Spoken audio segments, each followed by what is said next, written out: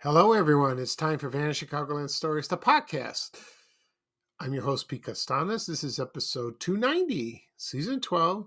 Today's date is December 26, 2023, and welcome to the program. Merry Christmas, day after Christmas, that is, to everyone. On today's program, let's start off with a sad note. I'm going to do my tribute to actor Mike Nussbaum. He died on December 23rd. He was a well-known theater actor in the Chicagoland area. And I'll talk about his biography and his career and my memories of watching him on television, and specifically one commercial that he did. And I'll tell you that in a moment. Also, I'll do my memories of the day after Christmas when I was a kid in Chicago. This would be fun. Okay. Right now, the program will go into a commercial break. And this program is brought to you by Pium Buggy.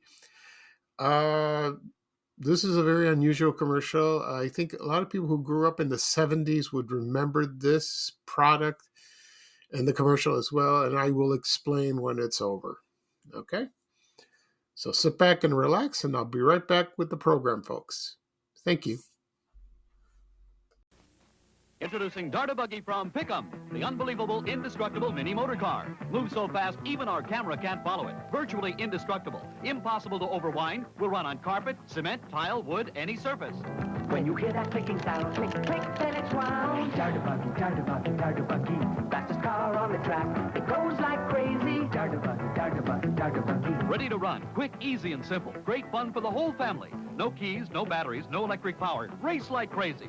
This is one of the world's smallest wind-up motors. Comes assembled, can be taken apart, and put together again. Models are interchangeable. Race and trade, mix and match, and hit and crash 'em. Buggy. You can make it loop-the-loop. It goes like crazy. Buggy.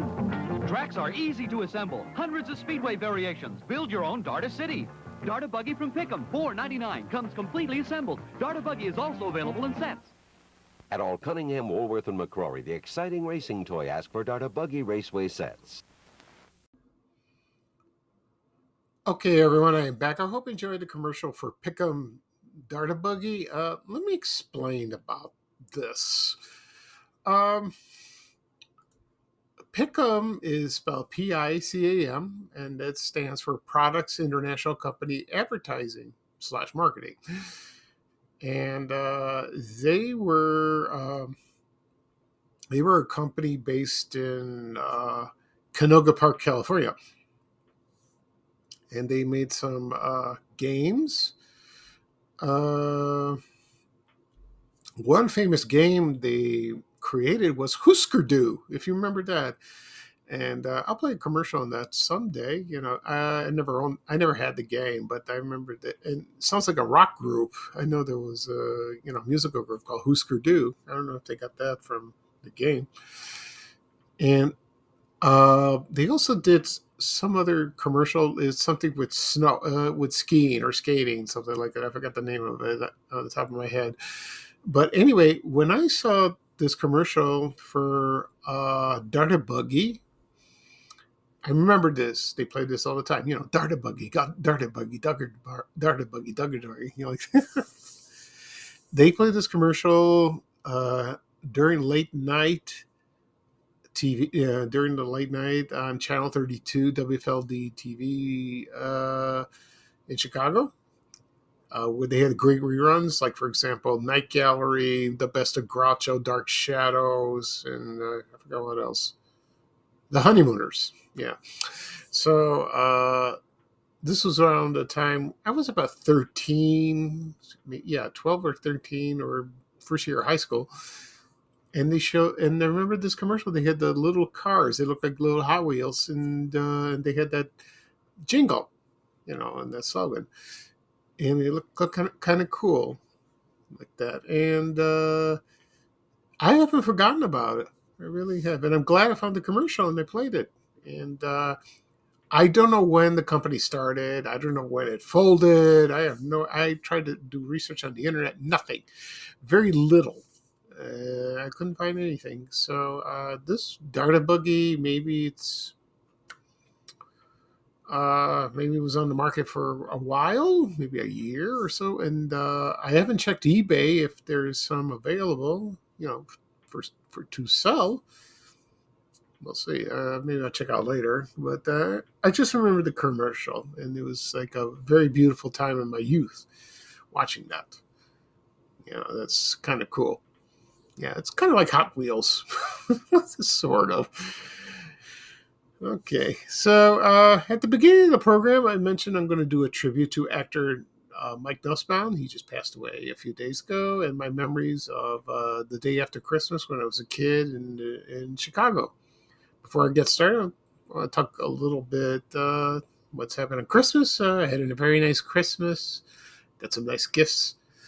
I posted that on my social media. People, they're astonished. They went crazy. My friends, my followers, my family, they love seeing. They like to see me in person.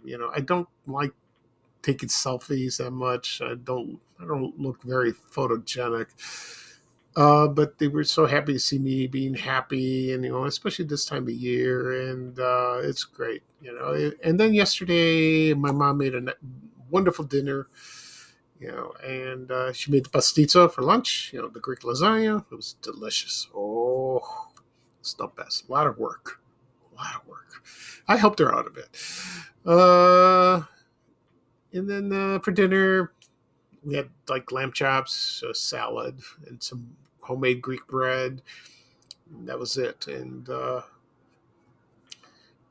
dessert, we had key lime pie. Well, we have Greek desserts. We have malamakarona. That's the Greek honey dip cookies. But she made those before, and so we have a lot left over. And it's a beautiful time of the year. I love this holiday. It's very warm, very happy. You have friends, family over, friends too.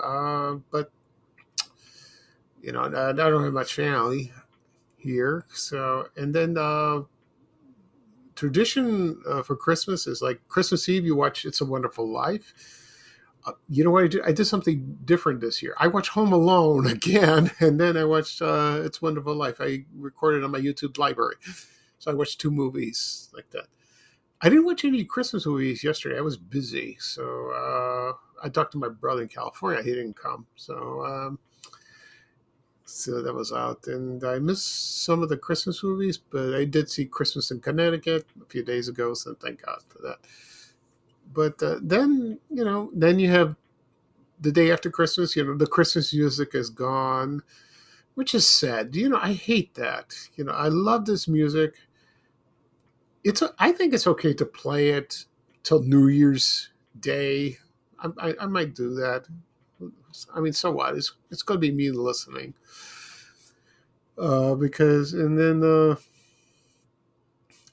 So I'm getting into more detail right after I talk about Mike Nussbaum, and I have some great memories of that, the day after Christmas. Okay, right now about Mike Nussbaum. When I heard the news that he passed away, it was like, whoa, he was like 99 years old, lived a long life. And I heard he was performing until he was like 95 years old. And I think he was still working in a way up to the end, but he was in hospice, according to sources. And so when you saw his face on TV or in the newspaper, it was him, and you recognize him from the commercials from Northwest Federal Savings Bank. I'll get to that in a moment. So he was a very familiar face in Chicago. So here's his biography. Um, his real name was Myron G. Nussbaum, born on December 29, 1923. So he would have been 100 years old in about 6 days of that. So, in about 3 days, he'll be 100 years old. Oh, I wish he would stay alive. That one. And he was born in Chicago and grew up in the Albany Park neighborhood up in the north side. And then he served in World War II. And then he worked for 20 years. He worked with his brother-in-law in the extermination business, which I didn't know. And then he started acting in the 1950s. Most first in theater. He did that. And in Chicago, that is. And he loved, and I think he caught his acting bug and and then he performed in a lot of plays. Mostly a playwright named David Mamet. He played that, and he was in Glenn Ross. He was in that. Also, he appeared on Broadway, off and on and off. Excuse me. He did that in David Mamet's plays. That is. Now his films. He appeared in Field of Dreams, House of Games, Things Change, Fatal Attraction, and Men in Black. I remember, I've seen Fatal Attraction in the theater in the late 80s, 1987, and I don't remember him in the movie. Maybe he was there briefly. Field of Dreams, of course, I saw that. He was in there. Men in Black, I saw it once, but I didn't pay attention. He was in there like that. And other credits he did, television. He did television. Like, for example, he appeared in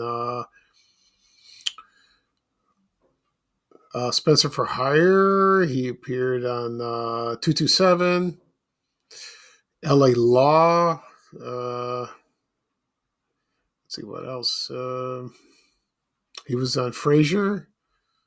Yeah, I must have missed that. On The Commish. And also, I saw him on Early Edition. That's a show based in Chicago. Like that. Also, Cupid, if you remember that. Also, he was in The X-Files. I've been watching The X-Files every day. I must have missed him. But I'll try to. I'm going to rewatch the series again, and then I'll try to find him because he was in there, which I was much to my surprise. And let's see what else. Also, in other movies he was in. For example, he was also in. The first movie he did was a 1969 movie, The Monitors. He was in that, and that was probably a low budget movie, And he also was in what else? What other movie he was in? He was also in Harry and Tonto, and he played, with the movie with Art Carney, and he had the cat. And so that's it. Oh, he also appeared in The Equalizer. Remember that with Edward Woodward? So, he still continued through, acting in the theater. And also, he appeared, the theaters that he appeared in was at the Goodman Theater, the Northlight Theater, Steppenwolf, and probably others in the Chicagoland area. Also at the Chicago Shakespeare Theater, he performed. He did Macbeth, Hamlet, Henry VIII. Also did other plays, Death of a Salesman and The Old Country. And he also did It's a Wonderful Life on radio. I want to hear that. This will be interesting, like that. And he worked up into the end. I wish I went to see him live, and like performing live in the theater. That would have been awesome to do that. And let's see what else. Then he started doing TV commercials. He also did his most famous. He did one for Scope mouthwash. I think some other one. I'm not sure. And also, his most famous commercial was for Northwest Federal Savings Bank, based in Chicago. They were located at 4901 West Irving Park Road in the Portage Park neighborhood. And it was there for many years. And then the bank opened in January 1st, 1925. And it closed on February 20th, 1982, and it merged with the LaSalle Bank. And then the LaSalle Bank merged with the Bank of America. And but their famous slogan, of course, was it's Northwest Federal Savings Time, 63 hours a week. Everyone remembered that jingle. Everyone did when they grew up in the 70s. Yeah, mostly it was in the 70s, early 80s, but I watched that all the time on television, and you couldn't get that's something you couldn't get out of your head. Because he wasn't really associated with this bank. He was a spokesman. And when I was a kid, I didn't know who he was. I saw his face and all that. And then the bank had this motto, their mascot, Rusty Rooster. So that's what he was most famous for. I hate to say that, but he's well known for that. Because he appeared in those commercials. He I don't know how many he did over the years. Probably, a lot. And you can find them on YouTube. There are a few, courtesy of Rick Klein from the Fuzzy TV Memories of his museum, television museum. Also, there are a few other clips of that you could watch. Somebody compiled all of them. Well, not all of them, just the most they could find, and some were from the mid 70s. So I watched them over the weekend, and it was very nice. It took me back to a time where it was, beautiful and all that. And I couldn't get the slow. I was at church yesterday, and I couldn't get that jingle out of my head. So that was weird, like that. Okay. Right now, I'm going to play, of course, the commercial for Northwest Federal Savings Bank featuring Mike Nussbaum.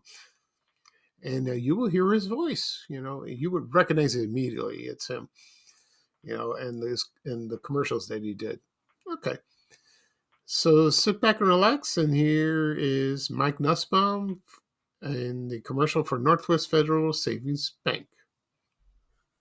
Thank you, everyone. Oster Blender, you bet. A Texas Instrument calculator coming right up. A Hamilton Beach corn popper, sure thing. It's Northwest Federal Savings Gift Rush. Just save $250 or more and get name brand gifts free or at greatly reduced prices. So rush on in. A Waltham digital watch, okie dokie. It's Northwest Federal Savings Time, 63 hours a week. Okay, everyone, I am back. I hope you enjoyed the commercial for Northwest Federal Savings Bank featuring actor Mike Nussbaum. I always say Nike, it's Mike. Tip of the slip in the tongue. So like I said before, he was well known in those commercials, and he did other commercials where I forgot what other product he did. I know he did for Scope and mouthwash. It'll come to me what else he did. Anyway, let's see what else. So, he also did for United Airlines. There we go. That too.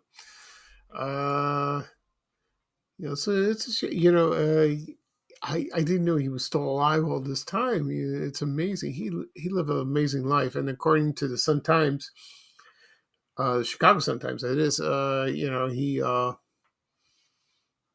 He's like he was very healthy. He gave up smoking about 50 years ago. He worked out. I don't know what he worked. I don't know what kind of exercise he did, but he kept in good shape. And also kept busy. I wish I'm going to do that. I hate working out. Can't stand it. I like walking. That's enough for me. And try to eat healthy. That's not an easy task, especially now during the holiday season. Anyway, so talk about longevity.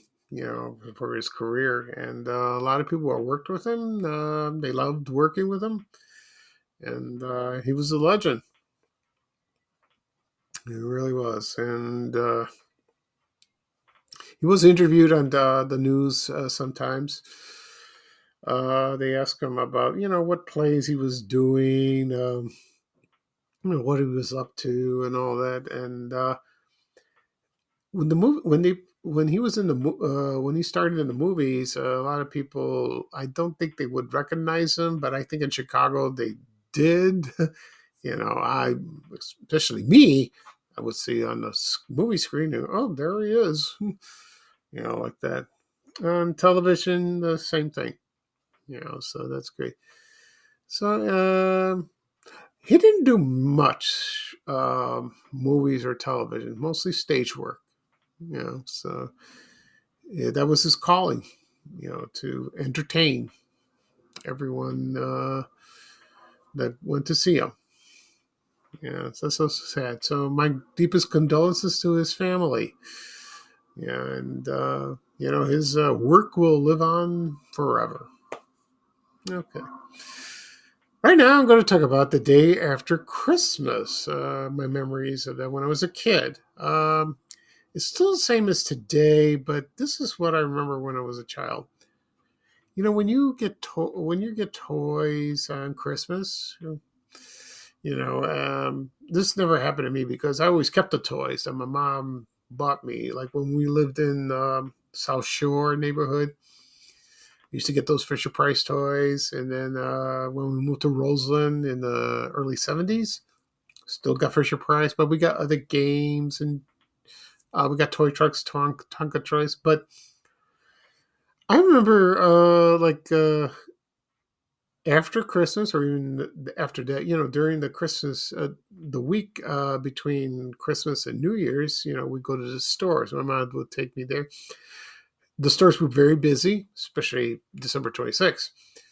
And I asked her when I was little, I said, Mom, why is it so busy? Who are these people? And what are they doing? And she's explained to me, they're just returning their gifts.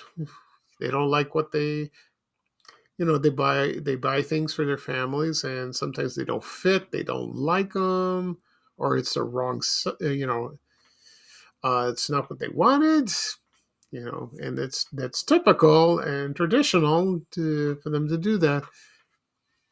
So December 26th is really Boxing Day, and Boxing Day is a holiday celebrated after Christmas Day, and this originated in the United Kingdom, and I think it's still, they still do that. And also in other parts of Europe as well, and they can. It's also Saint Stephen's Day, which is considered the second day of Christmas. So like that. And they also do this in Canada as well. So that would have been interesting. They don't do this in the United States. I know you go to the malls and stores and return things, but this is a very big deal for other parts of the world. Also in Australia, they do that. I think so. So it's like a second holiday. It's a continuation of the Christmas season, Christmas Day. It's another holiday. And so you don't hear Boxing Day in the United States, especially in Chicago. No, they say that's the day after Christmas. Also, today is Kwanzaa. That came out later. So they celebrate that as well. Okay. So day after Christmas, well, what I do is like, you relax. And, when I was a kid, I still played with my toys. And it was Christmas break. There was no school. You stay home, you watch TV. I remember when I was little, I used to watch shows in the morning like Ray Rayner, Garfield Goose, then Bozo Circus in the afternoon. I don't know if it's reruns. Maybe. I think it was, yeah. And any programming like that when you're a child, and if it was snowing, you couldn't go out, or if it's very cold, you stay in like that. And you would look out the window and just watch the snowfall and all that. I remember doing that when I lived in Roseland. We lived above a shoe store, and my dad owned the property, and we looked out and we saw on Michigan Avenue. We saw the buses, the CTA buses drive by, and the South Suburban buses, and we see the snowflakes, falling down and all that with all the Christmas decorations. Even at night, where the Christmas decorations were still up, and it was beautiful. It really was. Even on Christmas Day and before Christmas, it was gorgeous. Everything looked very pretty like that. And we were there until the day after New Year's Day. We went back to school, and it was kind of a downer. That's because we got to go back to school. That was like because we have so much fun, playing with our toys, watching TV, playing games, like that. But when it was too cold, we couldn't go anywhere really. So the fun we had was doing that. But today, you either go on vacation, families go away during that week. They go somewhere warm. They go to Florida, California, like that, which is fine. I never did that. We never went anywhere. We didn't have any money, not really, and my mom didn't want to go anywhere. And besides, my father worked, so that was out of the question. So that was fine. And now, today is December 26th, and today I'm just everything's quiet. Everyone's all Christmased out, just relaxing and all that. Okay. So that's basically it for my memories of the day after Christmas when I was a child in Chicago. All right. That's it for this program. I'll do a recap of what I've talked about. I talked about my tribute to actor Mike Nussbaum, who just passed away a few days ago, and my memories of the day after Christmas as a child in the Chicagoland area. Okay, this podcast will be published later on today, wherever podcasts are available: Apple Podcasts, Google Podcasts, Spotify, Amazon Music, Breaker, Overcast. I think that's called. Yeah. Also, it'll be on my blog, chicagoland.blog. Also on my YouTube channel. People have still asked me, where do I find your podcast? Go to YouTube channel. Yeah, go to my YouTube channel, type in Van Chicagoland Stories. You will find it. Hit subscribe. We'll also do that on my apps, on the apps I mentioned, excuse me. And you can follow them on that. Also, it'll be shared on my social media accounts, Facebook, X, LinkedIn, Reddit, Instagram, and Threads. Okay. So that was fun. Yeah, I didn't do a podcast Sunday because it was Christmas Eve, so I had things to do. I will do another podcast this weekend, probably Saturday. See what I'll talk about then. Okay. This is Pete Costanis, your host for Van Chicagoland Stories, the podcast. Thank you for joining me. I hope you had a wonderful holiday and look forward to New Year's Eve. It's going to be fun. Today's weather is kind of chilly, cloudy, no snow. I don't think we're going to get any snow for a while. Not for a while, So we had a gray Christmas and a rainy Christmas yesterday. I didn't really notice. I stayed indoors. So that's the end of that. Okay. So here is bye-bye for me, and here's Ray Rayner with a little traveling music saying bye-bye-bye. Take care, everyone, and so long. We have to go. Bye, bye, bye.